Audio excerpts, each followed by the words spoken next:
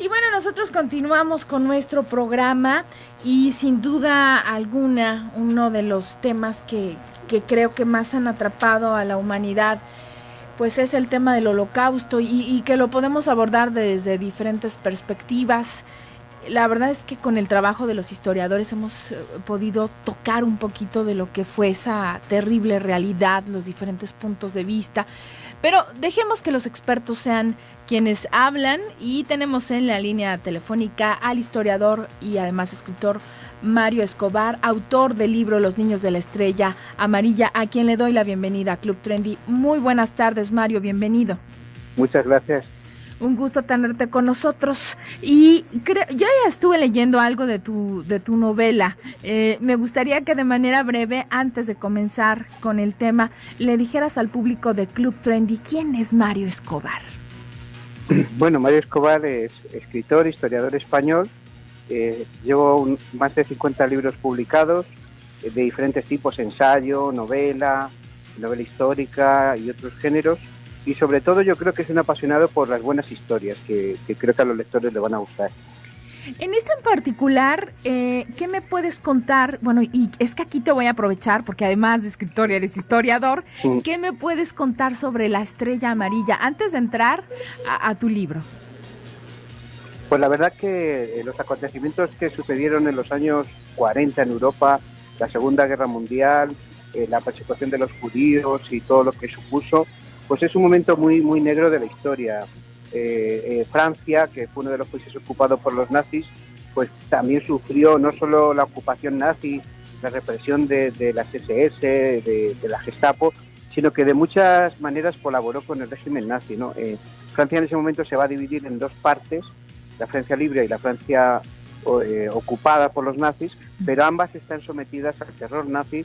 Pero lo más triste es que muchos de los colaboradores, de las personas que estaban en uno o en el otro lado, ayudaron activamente al exterminio de judíos, pero también de gitanos, de otras minorías, de personas que pensaban de manera diferente, y debido a eso más de la mitad de los judíos que había en Francia en ese momento pues fue asesinada. Terrible realidad, ¿no? Para aquellos en esos años. ¿Y qué crees que dejó como lección al mundo algo tan terrible? Pues yo un poco intento que la literatura, además de ser un entretenimiento, ¿no? Y en este libro de Los niños de la estrella amarilla la gente va a encontrar un libro que es un viaje de dos niños por medio de esa Francia ocupada, pero también quiero que sea una manera de comprender y aprender lo que sucedió en aquella época, ¿no? Para que no se vuelva a repetir. Creo que la ficción tiene que también tener esa faceta, ¿no? De intentar hacernos mejores personas y más tolerantes, más abiertos al otro, al diferente, ¿no? Y creo que incluso aún más que el ensayo, la literatura lo consigue porque te llega al corazón, ¿no? A veces los ensayos históricos, aunque soy historiador, pueden convencerte un poco, influirte, pero realmente cambiamos nuestro comportamiento cuando algo nos llega al corazón. Encontré una lectura muy descriptiva, me conecté mucho con la época, mucho detalle, de una manera muy, muy rica, muy, muy despacio, ¿no? Fuiste describiendo todo el entorno. ¿Para ti qué significó a lo mejor involucrarte más, ver imágenes o para transportarnos? ¿Qué preparación especial tuviste? Porque por ahí escuché una entrevista en la que platicabas que tu debilidad o tu atracción por estos temas prácticamente son a temprana edad, entonces supongo que has tenido una preparación muy extensa. Sí, la verdad es que el nazismo, la Segunda Guerra Mundial, siempre ha supuesto para mí algo muy importante, ¿no? Porque fue seguramente el periodo más oscuro de la historia de la humanidad y hay esa necesidad de que no se repita, y por eso estos temas siguen día tras día pues emocionando y también horrorizando a los lectores, ¿no? No solo lo vemos en la literatura, también en el cine. Claro. Y yo creo que el secreto está en que el nazismo nos sentimos ante él como cuando nos ponemos delante de un precipicio, ¿no? Que por un lado nos atrae, pero por otro lado sabemos que si nos dejamos caer en él, pues nos vamos a destruir, ¿no? Y yo creo que la humanidad olvidó su esencia, su humanidad en un momento tan importante de la historia, y por desgracia el momento en que vivimos en la actualidad se parece demasiado a aquel momento de la historia. Por desgracia, bien lo dices. En esta novela, Mario, hay dos pequeñitos con los que inicias la historia. ¿Qué le puedes compartir al auditorio sobre algo tan difícil que les toca vivir en particular? Sí, son dos niños, Jacobo y Moisés, que van a la búsqueda de sus padres, porque estos niños, sus padres han huido antes y se produce la gran redada del velódromo de París y ellos están con su tía, pero su tía ha desaparecido también ante la persecución de los nazis y van a emprender un viaje emocionante, lleno de peligros, pero también un poco esperanzador, ¿no? Uh-huh. Porque van a encontrar gente de todo tipo, pero también van a encontrar mucha gente que les ayuda, que les intenta pues salvar de esa persecución que tuvieron los judíos por parte de los nazis en toda Europa. Pero también es un libro que nos enseña el poder de la inocencia, ¿no? Que quería mostrar la guerra a través de los ojos de un niño, cómo ellos que son inocentes, que no tienen esa maldad, son capaces en cambio de recrear la realidad, ¿no? De tener esa fantasía, y quería pues que los lectores a través de esa mirada inocente pues disfrutaran de la aventura que es el libro y también conocieran todos los detalles históricos. Como bien decías antes, pues hay que buscar tanta información, tanto detalle para que el lector cuando entre en el libro se sienta que está viviendo realmente esa época. ¿Te gustaría en algún momento llevarlo a la pantalla grande, este proyecto? Bueno, yo creo que ese es el sueño de la mayoría de los escritores, ¿no? Que tus libros se vean en la gran pantalla, ver a tus personajes encarnados, ¿no? en esos personajes, y sobre todo porque llega el mensaje al mayor número posible de personas. Yo creo que una de las cosas que más deseas es que ese mensaje, si es positivo, si llega a la gente, pues pueda transformar un poco la sociedad. La novela, en contra de lo que se piensa, tiene mucho poder de cambio, ¿no? Muchas de las ideas que tenemos, de los pensamientos, se han forjado en novelas que hemos leído, ¿no? Y por eso creo que la narrativa puede ser una vacuna contra la intolerancia que en Europa y también aquí en América cada día va en aumento. Sin duda, y yo creo que ya en caso que esto suceda, que esperemos que sí, pues ya le hiciste el trabajo al del escenario, ¿no? Porque todo viene muy bien descrito, entonces ya lleva el 50%. Oye, y sé que eres apasionado de estos temas y por eso no puedo dejar de preguntarte algo. Hay teorías que dicen que realmente Hitler no murió como en aquel búnker, sino que se escapó, que llegó a América y que en América varios nazis continuaron ese proyecto y que incluso estuvieron instalados en Argentina y con ayuda del presidente Perón, presidente de aquel entonces, pudieron continuar algunos años ese proyecto. ¿Qué opinas al respecto? No, parece que me has leído el pensamiento porque hace no mucho en Amazon estrené una novela que se llama El libro secreto de Hitler, que justo trata ese tema, ¿no? De las teorías que hay, de que Hitler pudo incluso escapar del búnker, llegar a América, de esa red de nazis que se creó desde Uruguay, Paraguay, Argentina, Chile, también en Brasil y en otros países, pero principalmente en estos, y que hay todavía en la actualidad esas organizaciones en América. La novela está protagonizada por una joven argentina que un profesor con el que dio historia en la universidad pues le pide que le ayude en un trabajo y a partir de ahí pues va a surgir esta trama y ahí se ve un poco en la novela pues todas esas teorías, si realmente Hitler pudo llegar a América, cómo lo hizo, qué ruta pudo utilizar y sobre todo también pues cuál es el poder de los nazis en América Latina. Claro, porque además, se dice que fue, tú sabrás más que yo, que fue como en la Patagonia, ¿no? Que hay una zona en la Patagonia y hay una casa como subterránea que no se podía llegar más que por una lancha y que había una torre. Bueno, estaba completamente vigilada, completamente congruente la teoría, ¿no? Sí. Yo es una de las que barajo en la novela porque es muy factible. Y además porque aunque todos los países del cono sur tienen una minoría nazi importante, Argentina, gracias a la ayuda de Perón, que dice que dio 2.000, otros dicen 4.000 pasaportes en blanco para que los nazis pudieran entrar en el país, pues con la ayuda de Perón naturalmente se instalaron y se sintieron muy seguros hasta la caída de Perón, porque su régimen, sin llegar a ser nazi naturalmente, sí tenía algunas similitudes, ¿no? Sobre todo al fascismo italiano. Claro. Y por eso sí hubo pues esa grandísima relación, y también porque había una comunidad alemana previa muy grande en Argentina, que facilitó ese camino, y grandes intereses industriales y empresariales. Mario, tengo que ir a una pausa comercial. ¿Te quedas con nosotros? Porque yo ya me piqué con el tema, no sé tú. Sí, un placer. Hacemos una pausa. Regresamos. Este es el Club Trendy de Radio Mujer.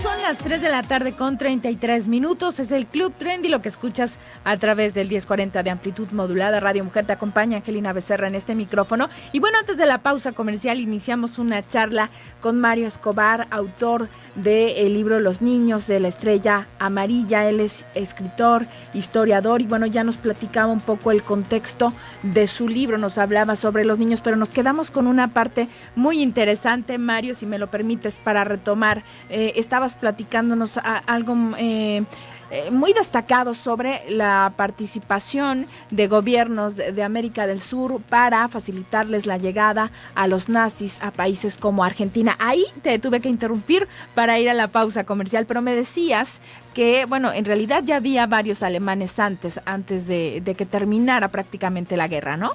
Sí, desde el siglo XIX empezaron a llegar comunidades alemanas, algunas pues muy sectarias en lo religioso, se fueron instalando sobre todo en Paraguay y en Argentina, sobre todo, como bien decías, en La Pampa, zonas apartadas donde podían seguir manteniendo sus costumbres, sus tradiciones sin mezclarse con la población. Pero sobre todo es a principios del siglo XX que un mayor número de alemanes llega a de Alemania hasta Buenos Aires y después se va a instalar también en Argentina, y entre ellos hay algunos destacados miembros después de la SA, ¿no? Como Rohan, que fue el director de la SA, y de hecho cuando se produce el golpe de Estado en Múnich, el putsch, y Hitler es apresado, este hombre se va a América Latina, Argentina en concreto, y los nazis empiezan a tener una gran influencia en esos territorios, hasta el punto de que había colegios, comunidades, clubes y miembros del partido nazi prácticamente en casi todos los países del cono sur y los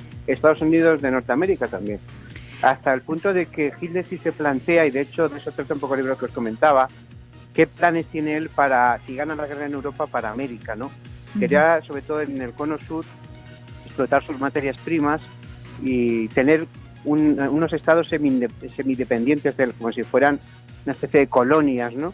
En los que la élite alemana pues pudiera, si no gobernar en todos los casos, en algunos gobernar y en otros influir de tal manera a los gobiernos que fueran vasallos del Tercer Reich, ¿no? Entonces, sí hubo algo larvado y un plan preestablecido para hacer esto, y se usó fundamentalmente a esa población alemana que ya estaba instalada o que llegó poco antes de la Guerra Mundial en Europa.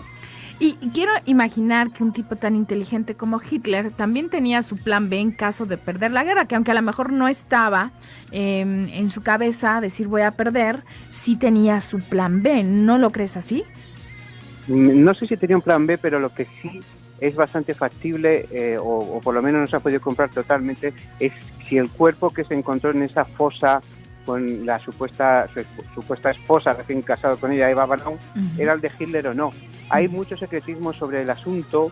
Los rusos fueron los que llegaron primero al búnker, los que supuestamente analizaron esos restos, pero luego, pasados unos años, los destruyeron. Se han encontrado cartas de Stalin y de otros líderes políticos de Europa en ese momento que dudaban de que ese fuera el cuerpo de Hitler.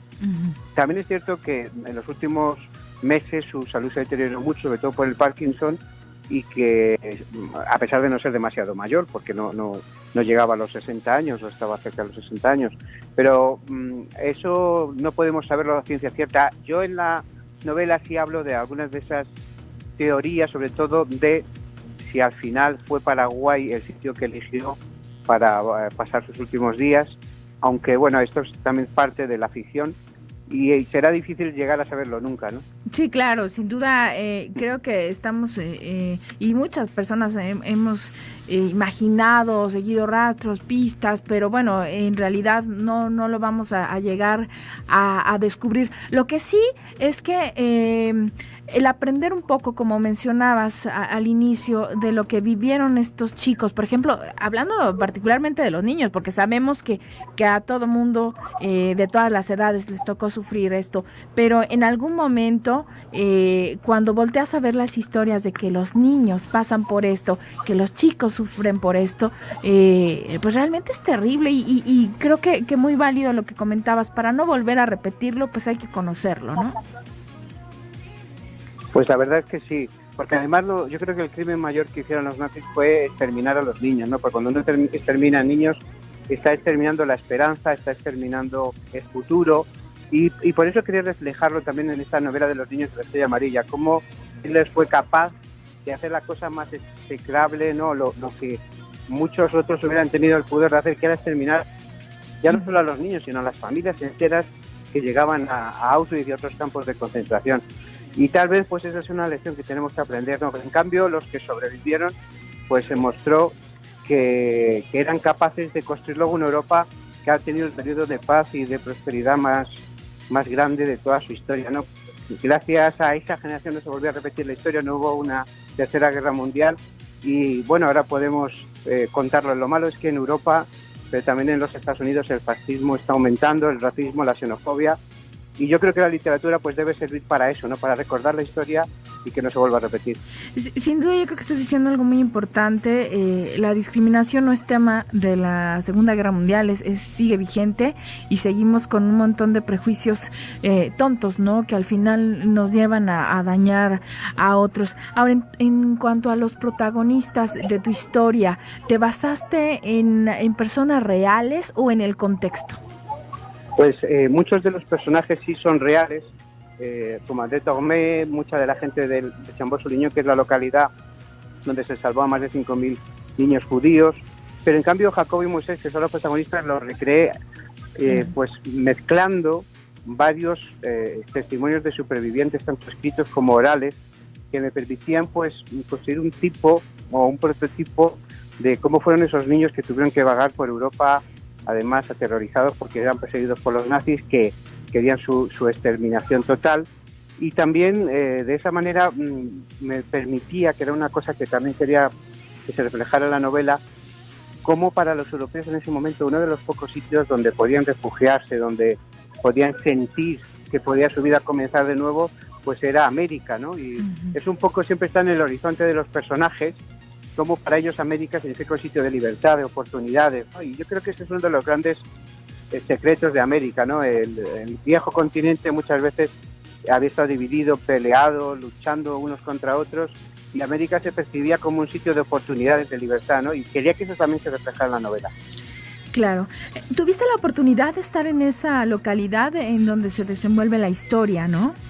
Sí, tuve oportunidades. Una en el año 2011, que es cuando yo descubro la historia, porque el Casa Sefarad, que es la comunidad judía, ¿no?, en Madrid, invitó a historiadores, escritores y también a periodistas para que visitaran esa zona, y allí pude por primera vez tener la experiencia, ¿no? La localidad es bellísima, pero sobre todo lo que más me impresionó fue el testimonio de dos supervivientes que estaban vivos, un hombre y una mujer, y que nos contaron pues cómo eran esos niños, ¿no?, que habían salvado de la muerte, y también la de algunas de las personas que los habían refugiado. Y de los hijos de algunas personas que los habían refugiado.